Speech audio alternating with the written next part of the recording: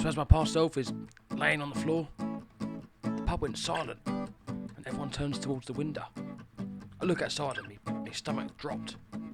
Bandits, dozens of them, charging through the streets. People were running in every direction. It was the first attack, the one I'd nearly forgotten. The bandits stormed through Berg. They were taking no prisoners, breaking into houses, attacking anyone who got in their way. The screams from outside filled the pub.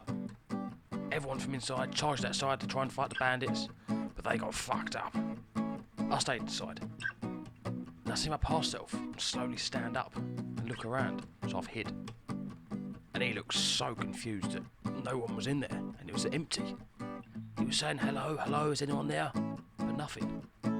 I see him start to walk outside, so I've stayed at the pub. I've watched him from outside the window. And I see the bandits go after him as he's grabbed that glowing shard thing. And they've thrown him into the cage with all the other prisoners. And I've ran outside. The streets were chaos, smoke filled the air, people were fleeing. Bandits were dragging prisoners towards the town gates. And then I saw him, the angry peasant. He was standing near the edge of town, and he'd got himself a new guitar. And he looked as though he was like preparing to leave. I ran towards him. I went, oi!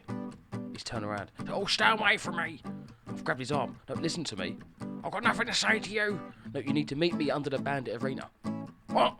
The arena. What arena? You'll find out. He looked fucking baffled. I don't even know you. Look, just listen to me. And keep your voice down. Look, you're gonna want revenge. Revenge? Yeah. For what? Look, I couldn't tell him the truth. I couldn't tell him that I knew what would happen. That I knew he'd become my enemy. That eventually we'd travel through portals together. And that he'd end up working in the supermarket. None of that could happen yet. So I just said, because something is gonna happen, and you're gonna blame me for it. Why? Look, I can't explain. Then why should I trust you? You shouldn't. That just seemed to confuse him even more. I pointed towards the town. Look, just remember this. When you get to the arena, wait underneath it. For what? There's a hatch in the centre. A hatch? Yeah. And when the time comes, open it. And what happens then? Well, look, I'll be fighting the bandit chief. What, and you expect me to help you? No. I looked at him directly in the eyes. I expect you to want revenge badly enough to do it. Revenge?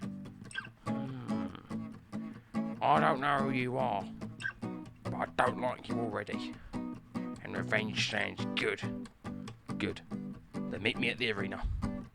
And he stared at me for a long moment and finally said, fine! And he walked away. I watched him disappear down the street, and Robin suddenly popped up beside me. He's a strange fellow, isn't he? What? Yeah, he is a bit. And you told a complete stranger to help you fight a bandit chief? Yeah. And told him to open a mysterious hatch? Yeah. And somehow he agreed? Well, apparently I'm quite persuasive. Or completely insane. Yeah, probably both. Then I thought to myself, hang on, that angry peasant hadn't become obsessed with revenge because of some random event.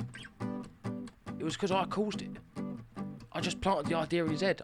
I told him to seek revenge. I'd given him a reason. I'd given him somewhere to meet me. I created the angry peasant, who'd eventually chase me through a portal back to the very past I was now standing in. I looked at Robin. Look, I think I've realised something. And what's that?